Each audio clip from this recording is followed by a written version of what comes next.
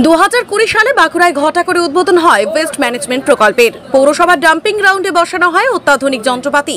ওই মেশিনের সাহায্যে সংগৃহীত বর্জ্য থেকে জৈব সার তৈরির কথা ছিল, কিন্তু আনুষ্ঠানিক উদ্বোধনের পর মুখ থুবড়ে পড়ে পুরো প্রকল্পটি। সমস্যায় পড়েন ওই এলাকার মানুষ। স্থানীয়দের দাবি, ওই রাস্তা পেরোনো যায় না, প্রচুর দুর্গন্ধ, অনেক সময় শ্বাসকষ্ট পর্যন্ত শুরু হয় বলে তারা জানিয়েছেন।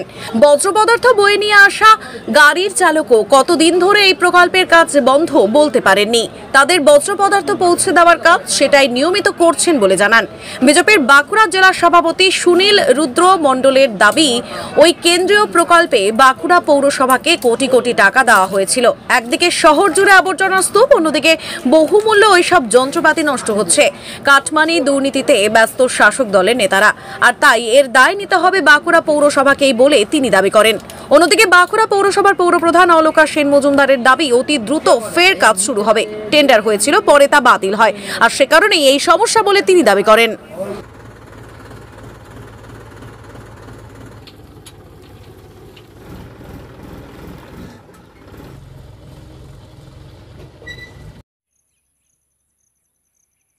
আলাদা আলাদা ভাগ করে ফেলা হয়। এইখানে যে একটা প্রজেক্ট চালু হওয়ার কথা ছিল, সেটা কি চালু হয়েছে? চালু হয়েছিল, এখন বন্ধ আছে, সেটা বলতে পারছি না। কতদিন ধরে বন্ধ দেখছেন? আপনারা তো আসছেন প্রতিদিন। হ্যাঁ, বলতে পারছি না কতদিন বন্ধ আছে। না, প্রতিদিনই তো জবরা নিয়ে আসছি, বন্ধ কতদিন আছে সেটা বলতে পারবো। এই জবরাগুনা মারা যেত, মারা হয়ে সারটা চলে যেত, ফেলে দিত, সাপ তৈরি হতো। এখন কি হচ্ছে?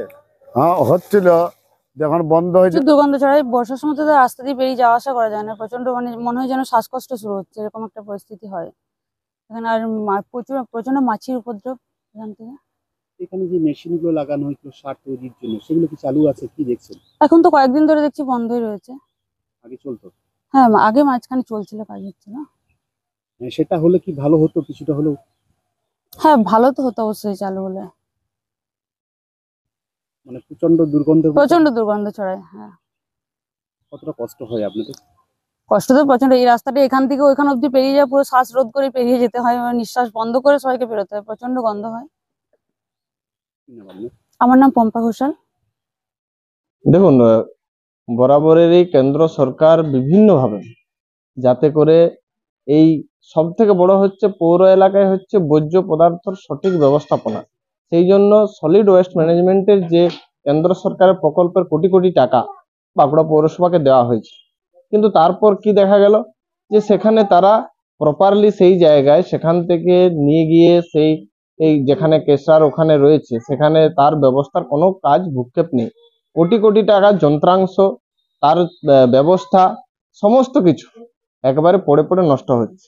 এর কারণ একটাই, তৃণমূল কংগ্রেস পরিচালিত পৌরসভা তারা সাধারণ মানুষের যে বর্জ্য পদার্থ নিয়ে যে সমস্যা, আজকেও দেখা যাচ্ছে বাঁকুড়া বিভিন্ন জায়গায় জায়গায় মানে আবর্জনার স্তূপ হচ্ছে, সেখানে মাছি ঘোরাঘুরি করছে, সেখানে প্লাস্টিকের গাদা এই ধরনের দেখা যাচ্ছে।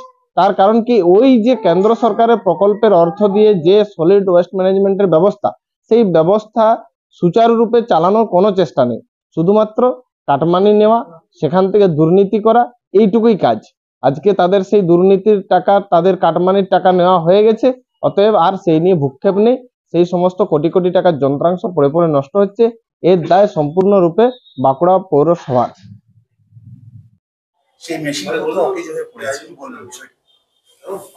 দেখুন, ইতিমধ্যেই আমাদের সুরা দপ্তর থেকে ইতিমধ্যেই আমাদের ভিজিট করে গেছে। যত তাড়াতাড়ি সম্ভব আমাদের ডাম্পিং গ্রাউন্ডের যে কাজ লিগাসি ওয়েস্ট, সেই লিগাসি ওয়েস্টের কাজ আমাদের শুরু হবে। কারণ আপনারা হয়তো জানেন না, এটা আমাদের টেন্ডার হয়েছিল, সেই টেন্ডারটা আমাদের সুরা দপ্তর থেকেই হয়েছিল, সেই টেন্ডারটা আমাদের ক্যান্সেল হয়েছে। পুনরায় আমরা কলকাতা থেকে আমাদের ভিজিট করে লোক এসেছিল, কলকাতা থেকে এসে তারা ভিজিট করে গেছে, এবং যতটা সম্ভব আমরা তাড়াতাড়ি কাজটা আমরা শুরু করার চেষ্টা করব। দেখুন, এটা তো সুরা দপ্তরের থেকে এটা আমাদের টেন্ডার হয়, তো সেই টেন্ডারটা কোনোভাবেই ক্যান্সেল হয়েছিল, সেই জন্য আমাদের কাজটা পিছিয়ে গেছিল। আবার পুনরায় কাজটা আমাদের শুরু হবে।